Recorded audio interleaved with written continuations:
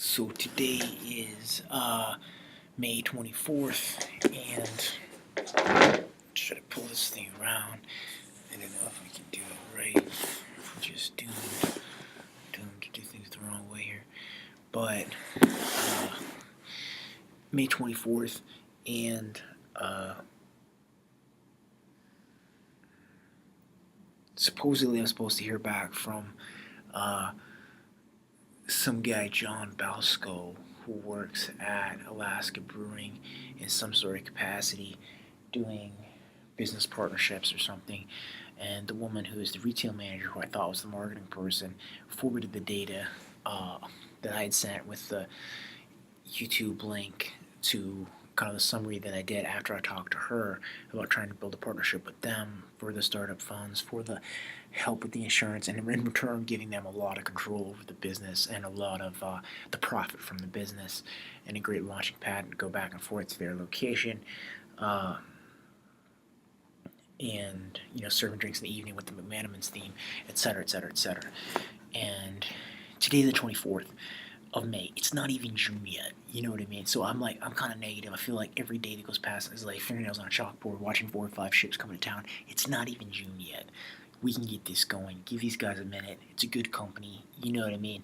Everyone's like, everyone's like, everyone has good impressions of Alaska Brewing. So I just, I want to take off, and I want to get on a ferry last night, but she said, give it a day or two, he'll get back to you. So, if now I put myself in his shoes, what would I do if I was him? You know what I mean? And I was hit with a proposal like this.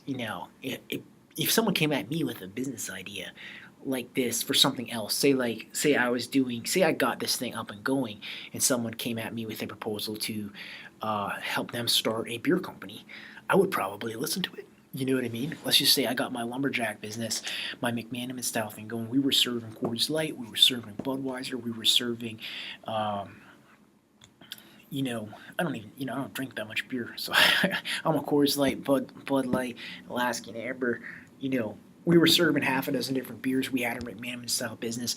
We were doing amazing rock and roll Alaska Northwoods Lumberjack show. We got our race going in the winter. We're not rolling in money, but we're achieving our goals. And let's just go down this fictional alternative reality. And there's no Alaska Brewing Company. Say we just got started with our own money or someone else or whatever, and someone who's in the community came at us and was like, hey, we want to brew local beer. You know what I mean? We want to brew local beer, and we've got a couple pretty good things we've put together, and it tastes good, and we think it's going to be a great thing. But we want to help. We want someone to help us get it started, and we want to be able to serve it at your place. I would probably say yeah. You know what I mean? I would see it as a big moneymaker. I would see it as a local community builder, I hope that they can see that in me. You know what I mean? I hope that they can see at Alaska Brewing Company can see that that's what this is. This is someone who wants to partner with that company, help their company get going, but more importantly, see this as a real, with the winter race and the goals and reconnecting, with and reprogramming in and repatterning in, living off the land and the sustainable and all of those behaviors that are so important with the race and the winter and the national parks and the conservation and self-reliance, all the things that Alaska and like everything that it's supposed to be about. And the culture and all the good things, in other words, to immortalize that and to be a brand that can be pivotal in this monumental transformational shift that this race will bring about.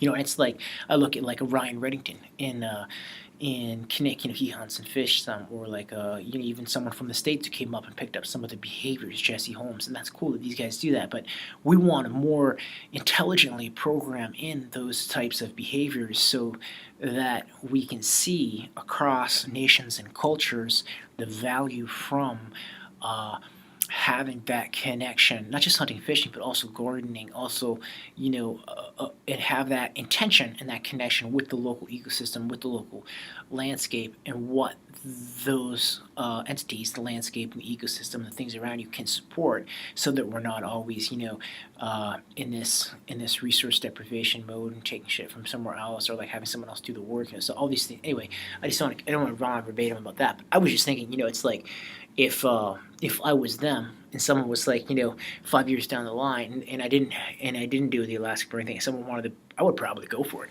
I would probably be like, yeah, let's help you guys get your beer company started, and let's make sure we do it in a really good way so that it's a winner. And or just some other company. Let's say a kombucha company. You know what I mean? Let's not say, or even a protein company. Let's say that. Say we got our thing going, I pick up someone from the gym culture here in town who's really into fitness. They come on board and they're doing a great job with our Ninja Warrior Lumberjack show, and they come up with the idea that they want to have their own protein powder or something like that, and market and sell it through our venue and to the tourists and period. I would probably be psyched about it. I would invest in it. I would help them get it going, and I would do everything I can to make sure it's something that's really good, high quality, but also something that's very profitable, and so that I could get a return on my investment, and I could help them have a great brand presence within that market and do well. So I don't think, you know what I mean. I think I would be open to it if I was them. How many creative good pitches do people like a beer company get hit with like that? I don't know. But I feel like we're pretty entrepreneurial. The danger for me is like just staying here in town and treading water is frustrating, and it's like the two sides of the spectrum. You go over and talk to one person, one girl, and she's happy to see you or whatever. You talk to someone else and she might not be happy to see you, but it's like you saw that girl with someone else. You know what I mean? I'm just talking, this is literally like the town, that girl you saw with someone else, and so I'm not so excited to see her because I seen her doing something with someone else. So she's not, I feel like it's a less of a potential for me, or there's something wrong with the way she was doing that with that person, so I don't know. What happened was, I just gotta say this. What happened was, I seen the girl, and like a couple times, I felt like chemistry was good. She's real flirtatious at the coffee shop. Then I went in the gym, and I was just finishing my workout at the gym. It was a hot day, and the dog was tied to the car outside, so I wanted to go check on him before someone says something. And I was just picking up my stuff, and she came in, and there's some other dude there, and she like touched him in the gym. And like, you don't touch people in the gym, it's just like, are they in a relationship or is she just being friendly, But it's that kind of a thing where like, don't do that, you know what I mean? So, so like this time there was a little bit of awkwardness because like I left the gym just when she was coming in. So does she think that there's something? No, there isn't. But it's just that's the sort of thing, But then the other girl you see and you haven't seen her in the gym, you just see her at that one location where she works and everything's good, and energy's good. So you know what I mean. But there's all kinds of people, and there are all kinds of different girls, all kinds of different business opportunities, and blah blah blah. But I just think. That they should give me the green light and we should get this thing going. And I was reading they gave like $100,000 to like some business last year and some nonprofit last year, and I just think that this with their help, we would instantly make the money back. And also, I was walking down there, and there's Bullwinkle's Pizza, there's a grocery store, there's a corner store, there's a food cart. All of those businesses right now, they're just a little bit out of the walking range of the majority of the people who go on the cruise ship tours, and those are all adjacent to or along the way at the last part of the distance towards our venue location. So if we had our venue location, we would be bringing people to all of those businesses. We would be boosting their revenue in that area of town. So we would be doing a lot of really good positive things on that front. You know what I mean, in terms of the economy there in that part of downtown Juneau. And that's what I was talking to them about yesterday. I was like, this is going to be a big thing for those businesses because if we drag a couple hundred people every day back and forth through that part of town, it's an eighth of a mile or something further than they typically go from the wharf to this lot where the Coast Guard is near, and that's going to bring people to all those businesses, and that's going to boost their revenue. It's going to be dramatic, especially for that little food cart there. It's going to be the difference between doing 50 or 200 numbers or something like that. So, but that's the same sort of thing. If Alaska Brewing comes on, helps us get it going, versus me just trying to do it on my own, it could be a dramatic difference. They could really help us do it the right way with the right sort of numbers, due to their technical expertise, business support, and the branding, and just helping us do it the right way. But and really, I was looking at just look at a beer garden with the tents in a beer garden, having a hot tub soaking pool, some music, live music, every night when this venue shape shifts. It's not going to take much to get it going the right way. And, you look around like up a Shriners and Fisherman's Bend, whatever that fucking spot is, Hawk Bay. Alaskan Amber's $5 there. In town, it's like $6.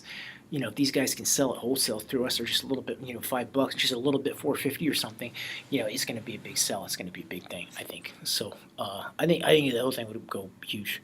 And I think just for developing other artists and the future music artists and launching them and giving kids, you know, in the community a chance to do that, get up and perform. And you know, there's nothing like that in Alaska. And, you know, you try to do something like this up in Anchorage, there's too many shootings and stuff. You know, it's not a safe place.